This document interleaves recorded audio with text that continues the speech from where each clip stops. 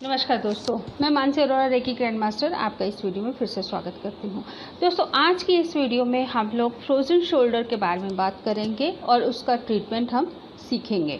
दोस्तों, सबसे पहले फ्रोज़न शोल्डर जो होता है काफ़ी दिक्कत में आते हैं लोग क्योंकि उनका जो हाथ है वो सही से मूव नहीं कर पाता है।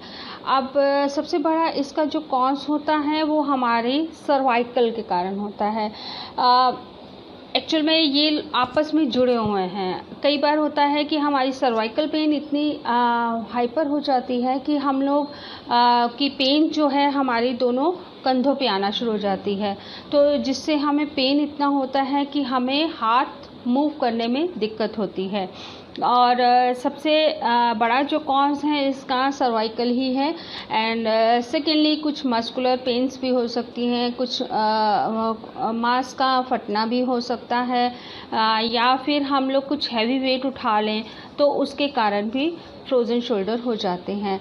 कई बार ऐसा देखने में आया है कि कई बार लोगों का स्ट्रेस के कारण भी फ्रोज़न शोल्डर होते हैं। तो हमें जब हमारे फ्रोज़न शोल्डर है तो हम लोग कई बार फिजियोथेरेपिस्ट के पास भी जाते हैं और ट्रीटमेंट करवाते हैं, तो वो कुछ टाइम तक तो ठीक होता है, बट उसके बाद फिर वो हमारी पेन जो है फिर से स्टार्ट हो जाती है।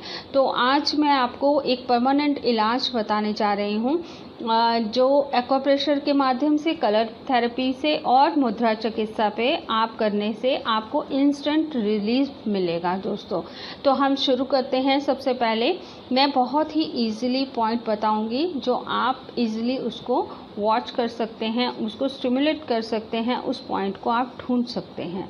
तो चलिए शुरू करते हैं। सबसे पहले हम लोग कलर थेरेपी में आते हैं। कलर थेरेपी में हमें पेन के लिए हमेशा रेड कलर का यूज़ करना चाहिए।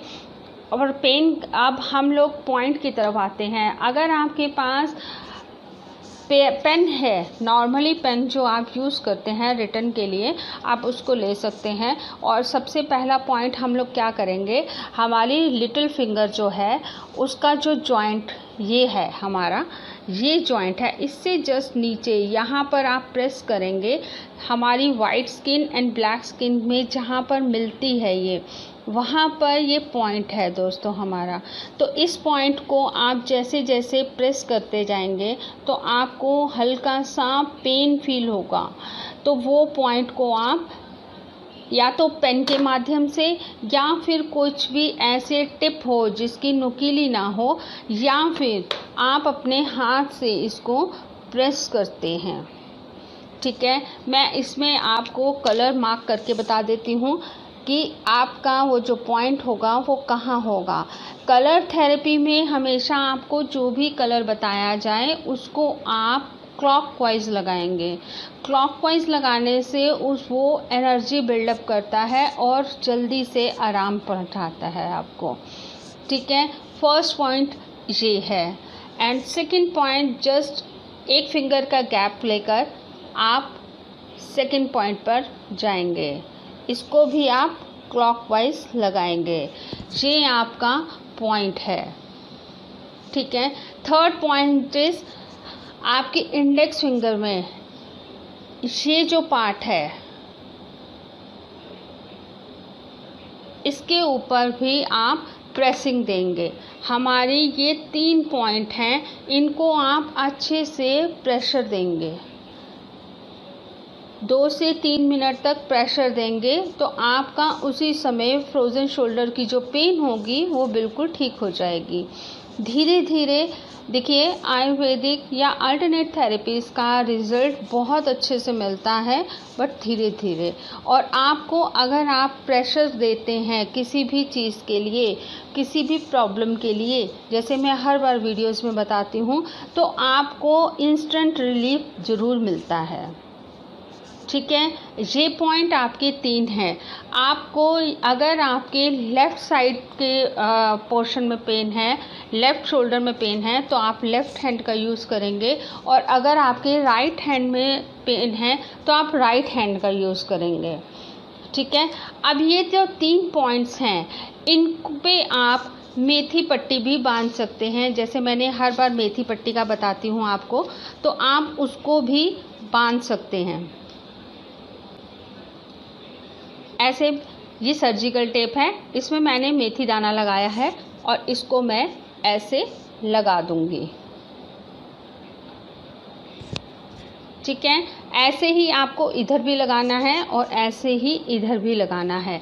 मैं आपको जस्ट लगा कर दिखा देती हूँ।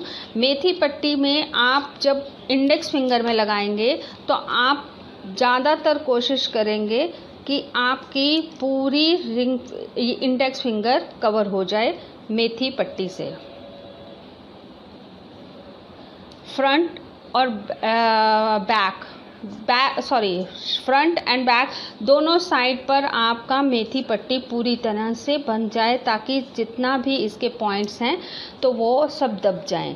और दूसरी बात, अगर आपका फ्रोज़न शोल्डर है, फटा हुआ है या मस्कुलर पेन है तो उसमें भी ये तीनों पॉइंट आपको आराम पहुंचाएंगे।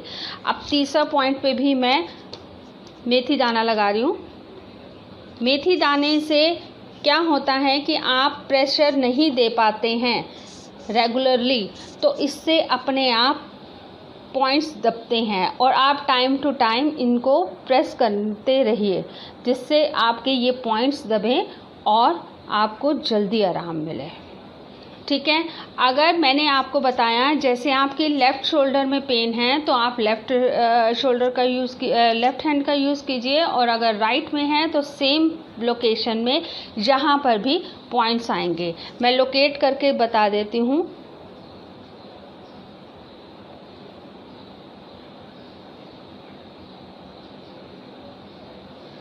ये आपका एक ये पॉइंट है और ये 2 पॉइंट है।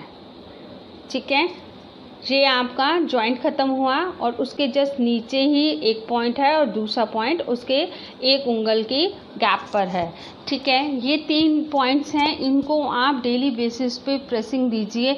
अगर मेथी दाना पट्टी आप लगा सकते हैं तो बहुत अच्छी बात है। सारा दिन ये आपका दबता रहेगा पॉइंट और आपको जल्दी आराम मिलेगा।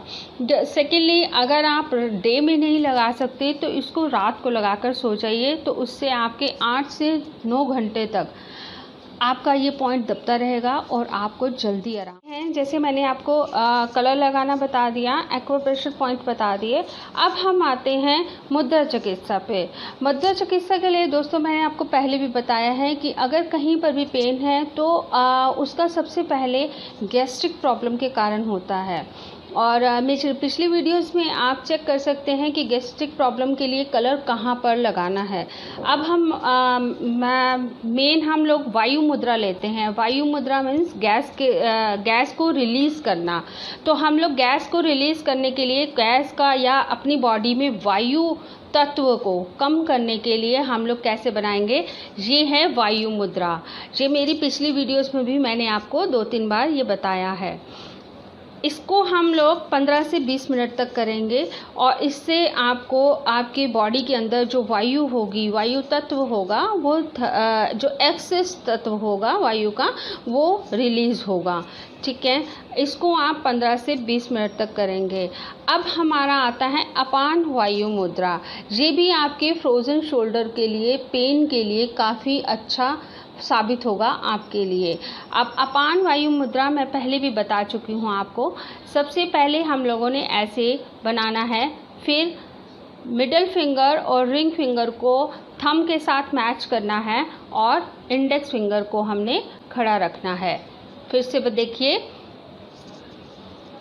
इंडेक्स फिंगर को हमने थंब के अंदर दबाना है और मिडल फिंगर और लिटिल फिंगर रिंग फिंगर को हमने मैच करना है और लिटिल फिंगर को हमने खड़ा रखना है।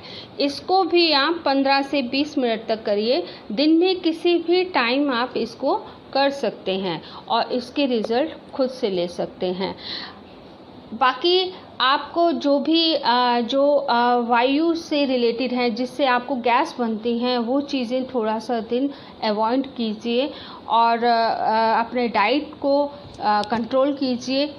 जो वायु से, गैस्ट्रिक से रिलेटेड जो भी चीज़ें हैं उनको कम यूज़ कीजिए फ़िलहाल, तब तक जब तक आपकी ये फ्रोज़न शोल्डर ठीक ना हो जाए। आज की वीडियो के लिए बस इतना ही। अगर आपको मेरी वीडियो पसंद आई हो तो इसको प्लीज़ शेयर कीजिए ताकि दूसरे लोग भी इसका फ़ायदा उठा सकें। Thank you. धन्यवाद।